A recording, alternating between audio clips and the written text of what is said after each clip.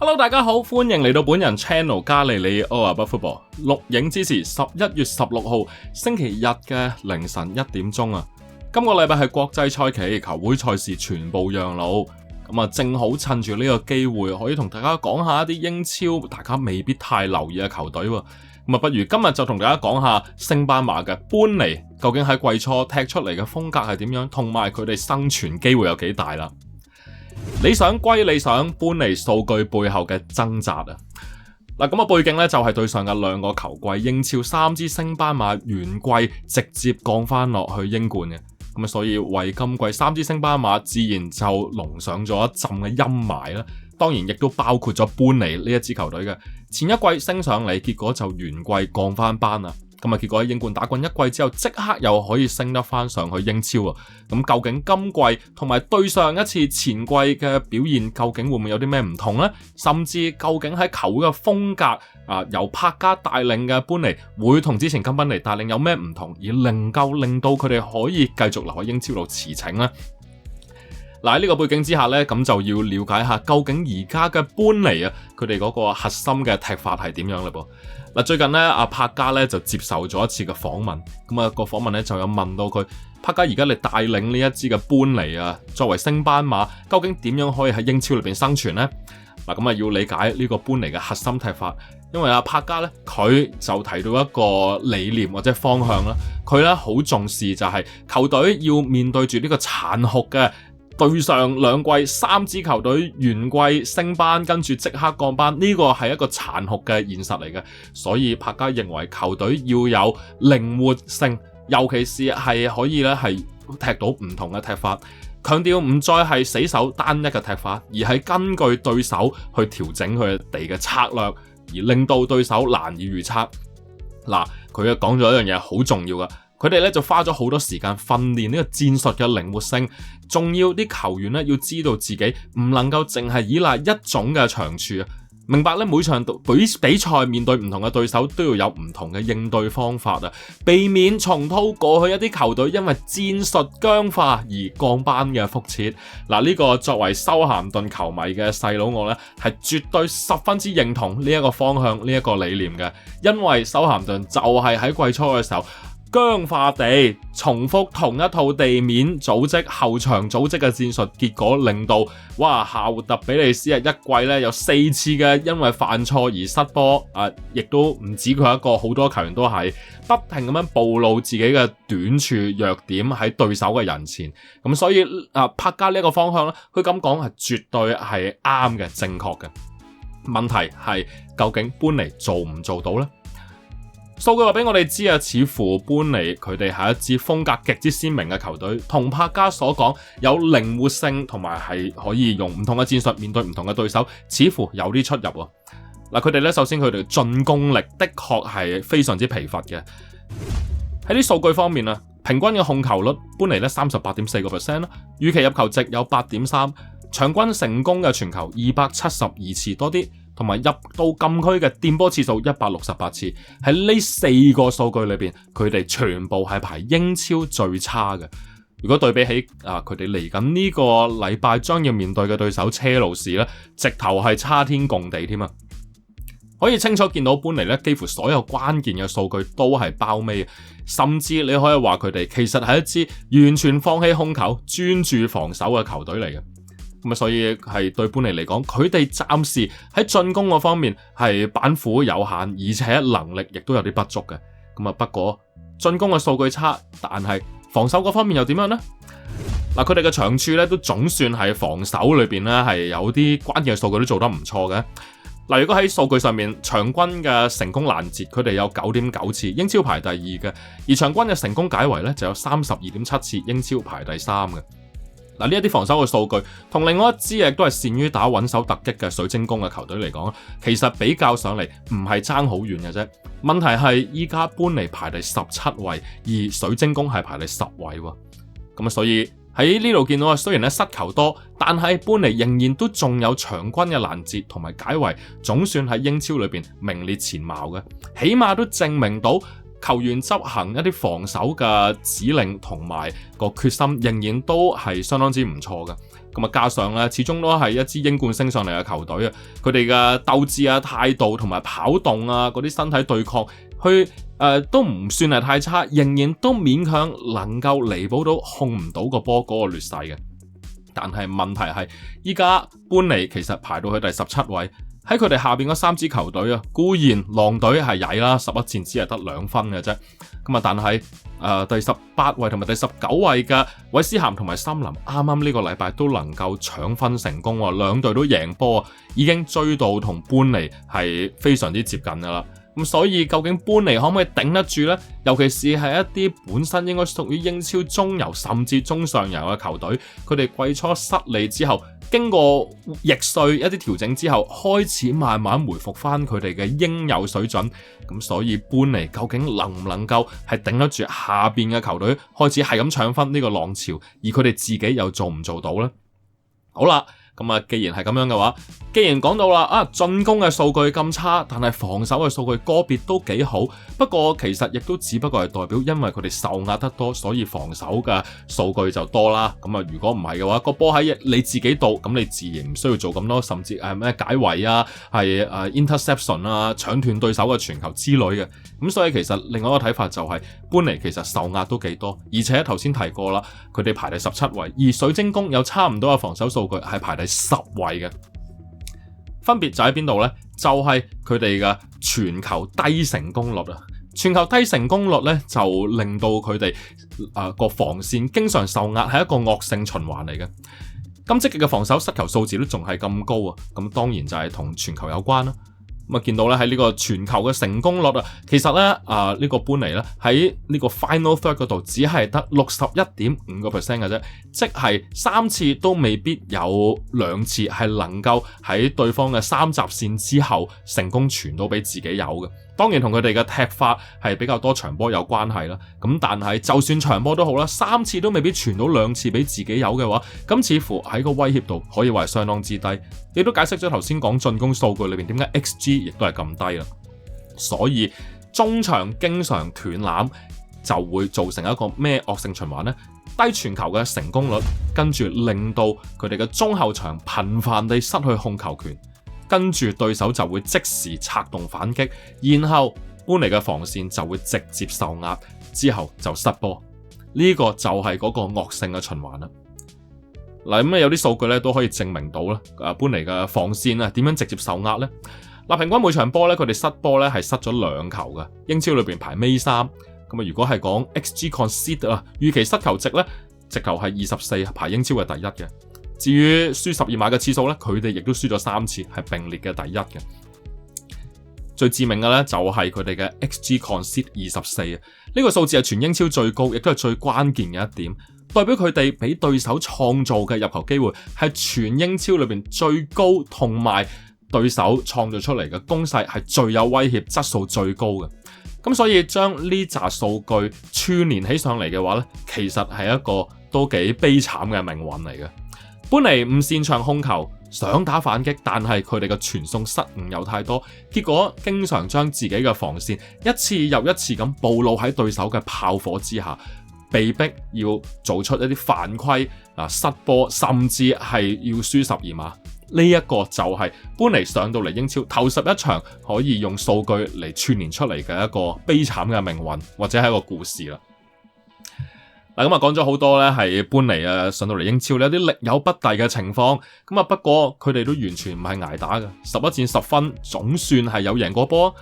其實般尼今季都有一場代表作嘅，正正就係喺上個月啦，3-2作客贏過狼隊嘅呢一場波咧，可以話係般尼上到英超少數能夠執行到柏加所講嘅靈活調動嘅戰術啊。面對唔同嘅球隊，可以有唔同嘅應對方法咯。嗱，呢一場波咧係呢個般尼啊，首先咧係入咗2球先嘅。咁啊，憑住咧佢哋嘅荷蘭中鋒費林明啊，喺上半場14分鐘同埋30分鐘入波啊，全部都係能夠把握到對手嘅空檔，可以快速反擊射入嘅。咁啊，雖然咧喺完半場前咧，亦都失翻2球俾對手嗱，但係佢哋可以話係韌力十足啊，而且有絕不放棄嘅態度。最終咧去到90+5分鐘啊，即係呢個補時5分鐘嘅時間咧，後備上陣嘅南非中鋒里爾科士塔接應漢尼拔將軍嘅助攻完成絕殺。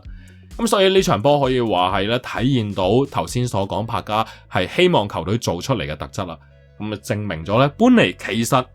佢哋球員即使啊喺個質素有啲唔係好足夠啦，而且英超經驗唔算太豐富，咁但係喺某啲場合對住某一啲氣勢唔係太強嘅對手，甚至可以話係其實狼隊同般尼係同級嘅對手啦，般尼都可以喺作客嘅環境之下踢到柏加希望球隊踢嘅足球。咁嚴格嚟講，其實都可以話般尼完全唔係話係冇戰鬥力、元季降班嗰一種嘅。咁不過佢哋嘅難度肯定係相當之大嘅。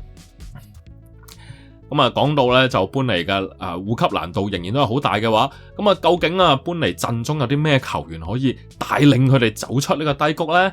根據開季嘅11場波有2位嘅中場球員或者係般尼嘅核心，甚至可以帶領佢哋護級成功嘅。首先咧，先講下佢哋嘅翼鋒啦，安東尼啊。呢位嚟自曾經踢過般尼茅夫嘅翼鋒啊，暫時咧攻入4球，係球隊嘅神射手嚟嘅。而最重要嘅係佢嘅 XG 係有 2.3， 再加埋 XG on target 啊，即係期望中框嘅射門咧有 3.5， 都總算係全隊裏邊最高嘅一個球員啦。嗱，咁啊證明咗安東尼咧唔單止識入波，甚至亦都係呢隻快馬好識得咧可以盤球突破，甚至去到一啲可以為自己爭取射門嘅位置嗰度出現嘅。除咗安東尼之外咧，咁講開呢個防守中場咧，亦都有另外一位就係科倫天奴啦。咁作為一支長期受壓嘅球隊防守中場嗰個工作相當之重要咯。咁呢一位嚟自賓菲加嘅借將曾經都係葡萄牙嘅小國腳，不過今年已經28歲啦。不過佢係作為一個防守中場喺般尼相當之重要。數據上面見到佢嘅平均每場攔截有係 4.8 次嘅，見到呢個攔截力相當之好啦。同時間如果喺一啲比賽上邊喺完國際賽期之前嗰一輪就係講緊2-3輸翻俾韋斯咸嗰場波，科倫天奴喺呢場波仍然都能夠作出11次嘅成功爭奪係兩隊最多嘅一個球員嚟嘅。咁所以就咁睇呢位科倫天奴作為一個防守中場，如果只係以一啲掃檔嘅數據嚟睇其實科倫天奴都算係英超嘅一線防守中場。咁所以對般尼嚟講，佢當然係一個不可或缺嘅屏障嚟噶啦。所以安東尼同埋科倫天奴往後係作為中場或者係翼鋒嘅球員，喺般尼嚟緊嘅護級之路，佢哋兩個嘅表現至關重要，相當之關鍵。不過既然就講到般尼，作為一個修咸頓球迷嘅我，當然要同大家講一講另外一啲曾經踢過修咸頓嘅球員啦。當然要講下烏高卓古啦噃。烏高卓古究竟今季有冇進步呢？佢嘅進步幅度又可唔可以真係幫到般尼可以喺往後嘅比賽裏邊係搶分，甚至可以成長到成為般尼嘅絕對主力呢？烏高卓古上季喺英超如果以入球數字嚟計，佢係平均每場波只係入 0.05 球嘅啫。不過今季嚟到般尼10場嘅賽事總共有2個入球。如果你除翻開係90分鐘嘅話佢平均每90分鐘有 0.3 個入球嘅。跟住傳球嘅成功率上季喺修咸頓 85.6%， 今季嚟到般尼 85.8%。表面上就淨係多咗 0.2%， 但係要考慮到頭先我哋提過般尼嘅成功傳球嘅次數，仲有控球比率，都係英超排最低嘅。而上季嘅修咸頓季初嘅時間，羅素馬田帶領嘅時候，曾經一度喺呢個場均控球率係上到英超嘅前3嘅，全部地面組織嘛，全部都要勁短嘅短傳嘛。咁所以你考慮翻今季烏高卓古喺般尼，其實佢傳球嘅難度係高咗嘅，能夠選擇嘅 option 係少咗，仲要係經常係球隊嘅其他嘅隊友係經常斷纜嘅，咁所以對佢嚟講，能夠保持翻幾乎係同樣嘅成功傳球百分比，甚至高咗 0.2%， 其實除咗保持到極高嘅穩定性之外，亦都係有進步嘅。其實另外咧喺防守嗰方面啊，攔截咧咁都係差唔多啦。咁上季咧2.7，今季咧嚟到搬嚟就2.73，穩定輸出啦，總算係。不過頭先都提過，搬嚟都係一支長期受壓嘅球隊嚟嘅，咁所以保持翻呢一個攔截嘅數據，亦都係理所當然嘅。咁但係另外一個數據就好重要啦，俾對手扭過嘅次數啊。上季咧有幾乎每場波都要俾對手扭過一次嘅，但係今季嚟到搬嚟咧只有 0.45 啫，2場都未必俾對手扭過一次啊！可以見到呢個防守嘅對抗成功率可以話係大幅增加嘅。咁所以咧，烏高卓古啊喺佢嘅傳球嘅能力同埋攔截力，同以往喺修咸頓一如既往都係保持穩健。最令到大家驚喜嘅咧，就係佢嘅入球數字大幅提升，仲有俾對手扭過嘅次數少咗一半以上。俾對手扭過次數少一半以上咧，亦都代表咗烏高卓古啊喺佢嘅防守嘅企位啦，仲有個預判能力同埋個身體對抗性都係有相當之長足嘅進步嘅。呢樣先至係最難得啊！始終都已經係上季修咸頓踢過一季嘅英超，上下半季都已經見到有啲唔同噶啦。嚟到搬嚟，希望佢可以用到上季喺修咸頓嘅時候就外借期間吸收到嘅經驗，同埋咧係球場上邊可以咧一啲係唔同嘅企位啦，令到佢可以喺搬嚟嗰度咧有唔錯嘅進步嘅。所以見到烏高卓古由一個純粹嘅工兵，進化成為一個攻守兼備、更加全面同埋更加難對付嘅現代中場，話唔定佢有機會嚟緊喺剩翻嘅2/3嘅球季，成為搬嚟進攻中場嘅絕對主力啊！其實而家咧柏格都唔係成日擺烏高卓古係打防中噶啦，防中留俾古倫嗰啲做啦，反而佢咧有唔少嘅場合都係打進攻中場10號位嘅。好啦，講咗咁耐啦，搬嚟咁樣都講埋烏高卓古啦。聽到嚟呢度，你都算好嘢噶啦，搬嚟呢隊波啫。咁但係去到最尾都要講下另外一位大家比較熟悉嘅球員，就係卡爾獲加啦。究竟翻到嚟搬嚟嘅卡爾獲加嘅角色係咩呢？幫唔幫到手？喺呢11場嘅表現又係點樣呢？如果講卡爾獲加咁其實呢，上季都見到呢，佢都有幾明顯嘅退步啦，尤其是喺速度嗰方面。上個季中由曼城轉投咗 AC 米蘭，今季再過嚟搬嚟，明顯喺球會嘅規模同埋級數上面都係一個倒退嚟嘅。咁但係獲加咧，亦都吸收咗啲意大利嘅防守嘅意識之後，翻嚟搬嚟咧，亦都雖然有唔少嘅球迷質疑佢仲可唔可以喺英超嘅立足，咁但係數據上面究竟又顯示出卡爾獲加翻嚟英超之後嘅表現係點樣呢？如果講係攔截嘅次數嘅話咧，喺呢11場比賽裏邊，獲加有28次嘅。如果對比翻咧係其他嘅球員啦，我揀咗呢個蘇布斯禮啦，因為蘇布斯禮咧今季有1/3時間喺利物浦都打右閘嘅。咁另外一位咧就同樣都係攞水晶宮嘅泰力米曹嚟比較啦，都係同類型嘅閘位球員嘅。咁見到卡爾獲加咧有28次嘅攔截啊，比蘇布斯禮多少少。咁但係咧，另外一支受壓甚多嘅球隊水晶宮嘅左閘泰力米曹咧40次就會多好多啦。至於喺攔截嘅傳球次數方面咧，卡爾獲加都唔差，幾乎可以拍得住咧就係泰力米曹嘅。而成功解圍次數甚至卡爾獲加係最多45次啊，比泰力米曹同埋蘇布斯禮都要多10次以上嘅。咁所以喺呢個數據裏邊可以清楚見到如果淨係以可唔可以英超度立足咧，卡爾獲加仍然都算有咁嘅能力嘅。即使佢冇咗巔峰時期嘅爆炸力同埋個速度，但係佢用咗經驗嚟到彌補，甚至可以見到佢嘅球商以往不嬲都唔係高噶啦，但係踢過下曼城、踢過 AC 米蘭之後，而家終於去翻一個35歲老將應有嘅水平啦。閱讀嘅球賽能力高咗，就喺佢嘅攔截次數裏邊可以見到啦。另外咧係解圍，因為佢而家翻嚟咧，通常咧都係打個右中堅噶啦。搬嚟通常咧都係打5後衛3中堅嘅。打個右中堅，所以佢嘅解圍次數自然咧就多過蘇布斯禮同埋泰力米曹嘅。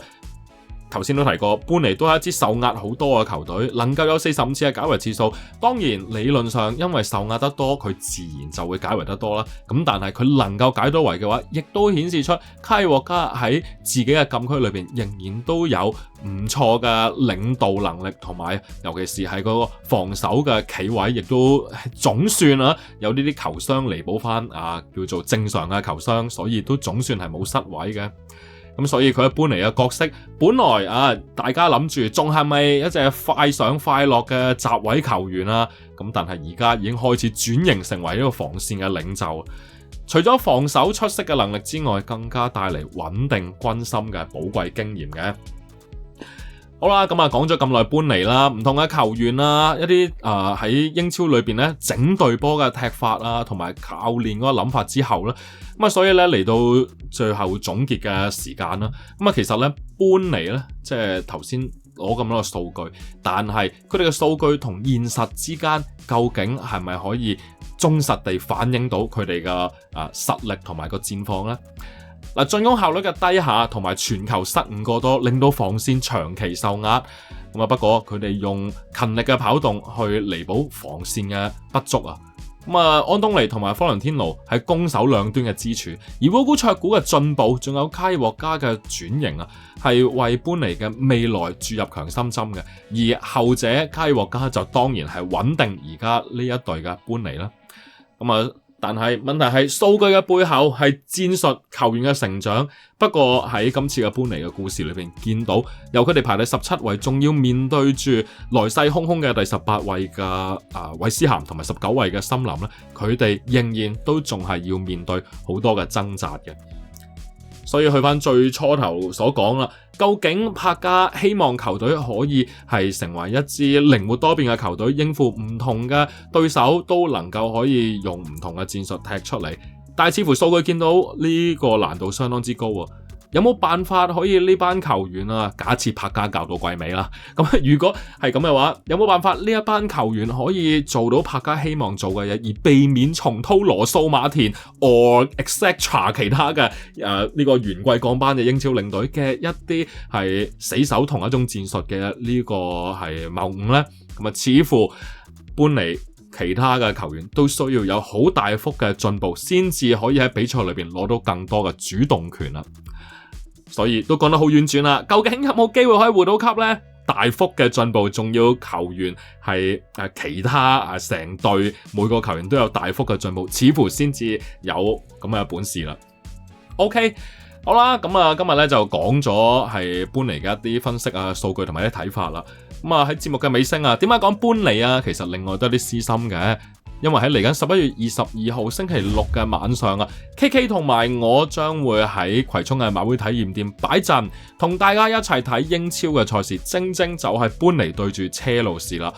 120蚊，有嘢食，有波睇，有靚女，所以報名鏈接就喺下邊。星期六冇嘢做嘅，咪報個名嚟一齊睇波，傾下波經啦。OK。好啦，多謝你睇到嚟呢度節目嘅尾聲，呼籲大家記得俾個 like 同埋訂閱本人加里里奧拿巴 football channel 啦噃。今條片嚟到呢度差唔多，我哋下條片再同大家見面，拜。